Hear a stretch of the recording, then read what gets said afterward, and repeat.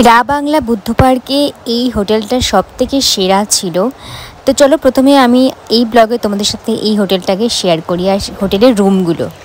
আমরা এসেছি এটা রা বাংলা বুদ্ধ পার্কের রুমে। হ্যালো সবাইকে। রুম কি তোমার পছন্দ হয়েছে?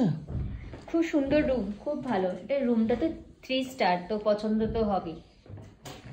যেখানে পয়সা সেখানে তো সবকিছুই ভালো হয়। 3 স্টার রুম ভালো তো হবেই। খুব সুন্দর। আর সব থেকে বড় কথা, এত সুন্দর স্মেল রয়েছে, মানে পুরো হোটেলটা। আমি ঢুকেই প্রথমেই রিসেপশনে যখন গেছি তখনই একটা সুন্দর স্মেল পেয়েছি। তারপর পুরো সিঁড়ি দিয়ে উঠছি, ফ্লোরগুলো মানে লবিগুলো সবগুলো সব কটা সব জায়গাতে কোনায় কোনায় সুন্দর সুন্দর গন্ধ। রুমে তো গন্ধ হয়, রুমে তো স্প্রে দেয়, কিন্তু বাইরেটা এত, হোটেলের বাইরে এত সুন্দর স্মেল, মানে বারান্দাগুলো যেগুলো সে আছে ভালো, খুব সুন্দর। আর আসো সব থেকে একটা, যে কোনো হোটেল রুমে গেলে আমরা নর্মালি বেড পাই, কাভার্ড পাই, টিভি পাই, তারপরে সোফা পাই, এগুলো পাই। 3 স্টার 4 স্টার যাই হোক, 5 স্টার, কিন্তু সব থেকে স্পেশাল যেটা আমরা এই জন্যে রা বাংলা এই হোটেলটা বুদ্ধ পার্ক রেসিডেন্সিতে এই জন্যই আছি, সেটা হচ্ছে এই কারণে। প্লিজ এসো দেখে যাও, সেটা হচ্ছে এই যে কারণ। দেখতে পাচ্ছ এটা খুলতেও হবে না, কাছে একটা থেকে আমরা বসে এই যে আমরা এই রুম থেকে বুদ্ধ পার্কের এই সুন্দর সুন্দর সুন্দর জায়গাটা অনুভব করতে পারবো, দেখতে পারবো। আর একটু পরে এখানে লাইট জ্বলবে খুব সুন্দর, যেটা দেখার জন্য এই হোটেলটা আমরা নিয়েছি। এখান দিয়ে কাঞ্চনজঙ্ঘা সকালবেলা দেখা যায়। হ্যাঁ, আর এই সাইডটা আমি আপাতত এটা বন্ধ করি, ঠান্ডা আসছে, এটা বন্ধ করি, ঠান্ডা আসছে।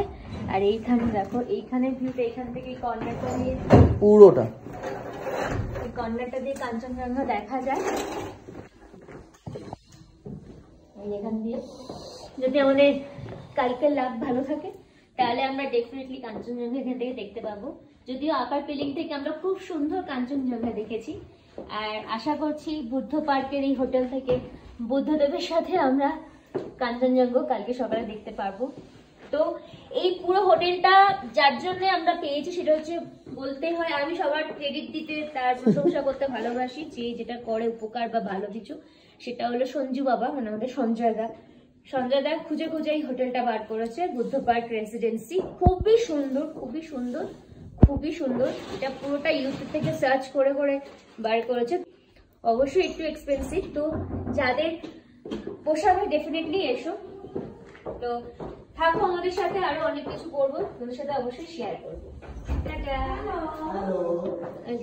এই যে কারা এসছে, হ্যালো, থ্যাংক ইউ, আমাদের বাড়িতে আসুন। হ্যালো, চলো। এই একটা সুন্দর রুমের ভিডিও করলাম, আমিও করলাম। এই লোকটা আলাদা জিনিস। আমার বন্ধু চলে এসছে। আমরা এই রুমটাতে যে মানে এত ভালো লাগছে, মানে কারণ এই যে পুরো বুদ্ধ মন্দিরটা পুরো দেখা যাচ্ছে। এমন হয়েছে প্রত্যেকটা রুম থেকেই দেখা যাচ্ছে, এমন আমাদের তিনজনের রুম থেকেই দেখা যাচ্ছে। আমি বলেইছি ওদেরকে যাতে এমন ভাবে রুম দাও, তিনটে যদি না হয় সেটাও বলো, আমি বুদ্ধ নিকে ওদের রুম থেকেও দেখা যাচ্ছে, হ্যাঁ তিনটে রুম থেকেই দেখা যাচ্ছে। ভিউটা জাস্ট অসম। বলছে সন্ধ্যাবেলা আরো ভালো লাগবে, আরো সুন্দর ভাবে দেখা যাবে।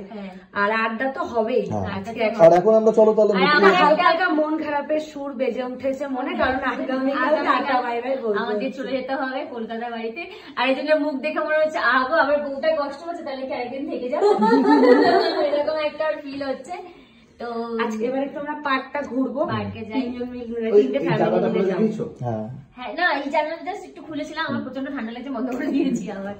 যাই হোক, হ্যাঁ চলো যাওয়া যাক। চলো এই ভিডিওটা একটু থাক। আবার এই যে এত সুন্দর হোটেলটা আমাদের গিফট করার জন্য আপনাকে সঞ্জু বাবাকে একটু দেখাই। সঞ্জু গিফট করার জন্য আমাদেরকে এই হোটেলটা এত সুন্দর আমাদের সবাই দেওয়ার জন্য নিয়ে আসার জন্য থাকার জন্য শুধু হোটেলটা না, টোটাল এই যে ট্যুরটা অ্যারেঞ্জ করার জন্য সঞ্জু বাবাকে অনেক আমাদের টিম থেকে প্ল্যানিংটা ও দিয়েছিল। প্ল্যানিং না, হয়তো প্ল্যানিংটা আমার, কিন্তু প্ল্যানিংটা টোটাল তোমার। সেটা না, তুমি যথেষ্ট হেল্প করেছো আমাকে অনেকগুলি প্ল্যানিং। ঠিক আছে, তার জন্য আমাদের তরফ থেকে এই ফুলটা দুজনকে টপি দাও। একটা স্ন্যাপ নি দাদা একটু কাছে। Thank you. আজ আমাদের পিঙ্কি দিয়ে চলে এসেছে আমাদের বাড়িতে এসছে। তবে হ্যাঁ, আমি একটা কথা বলি, যখন ট্যুরে প্ল্যান হচ্ছিল আমি মিথ্যা কথা বলবো না বা বলিও চেষ্টা করি মিথ্যা কথা না বলার। সেটা হলো সবার প্রথমে আমি সঞ্জু বাবাকে বলেছিলাম যে পেলিং চলো ঘুরতে, কিন্তু এটাই ফার্স্ট আমি বলেছিলাম। তারপরে সান্দাকফু এসব নিয়ে অনেক কিছু হচ্ছিল, কিন্তু আমার মনের কথা যে আমার ভাইও বলবে সেটা বুঝতে পারিনি, ওই জন্য বলছি অনেক কিছু মিল আছে, কিন্তু দুই ভাই প্রচুর মিল। অভিকের সাথে আমার প্রচুর মিল। লাস্টে যখন আমি শুনলাম সান্দাকফু হচ্ছে না, তখন অভিক যখনই বলে তাহলে পেলিং চলো, তখন আমি বললাম তাহলে ওই দেখো তাহলে চলো পেলিংই যাই। ও যখন বলেছে পেলিং, সত্যি ভালো ঘুরলাম, সবাই একসাথে খুব মজা করলাম। এই 3-4 দিন খুব মজা করেছি। না থাকলে কিন্তু এত না, এটা মজা হয়েছে। এটা তোমাদের সবার মানসিকতাগুলো একরকম, নাই কিও সবাই একই মেন্টালিটির কিনা, ওর জন্য ওরকম এই পিঙ্কি দি সরি বলছিলেন, তোমার কোনটা পছন্দ হচ্ছে? আমার তো ফাটাফাটি লেগেছে, আর আমার শুধু তোদের সঙ্গে আসতে পেরেছি আমার এরকম একটা টাফ সিচুয়েশনে, আমি এতেই খুশি। আমাকে যেখানে নিয়ে আমি তোদের সঙ্গে থাকতে পারলেই খুশি। অবশ্যই পিঙ্কি দি সেরকম, আমরা তিনজনেই না মাইন্ড রিফ্রেশ করার জন্য এসেছি। সবাই কাজের মধ্যে বিভিন্ন ব্যাপারে মেন্টালি সবাই না খুব ডিপ্রেস থাকি, তো এই এখানে সে মনটাকে পুরো ফুল এক্স্যাক্টলি। যাই হোক, আমাদের ঘোরাটা সাকসেস হয়েছে। এই হোটেলটা ঢুকে একটু মনটা আরেকটু ভালো হলো, দেখা যাচ্ছে। মানে পাহাড়ের ভিউ না দেখতে পারলেও এখন যা ভিউ দেখতে পাচ্ছি বা দেখবো, ওটাতে মনটা আরো ভালো হয়ে যাবে। যাই হোক, যাই আমরা সবাই মিলে এনজয় করি, নিশ্চয়ই শেয়ার করবো। ও অনেক কিছু শেয়ার করতে থাকবে, আমিও করবো। চলো যাই।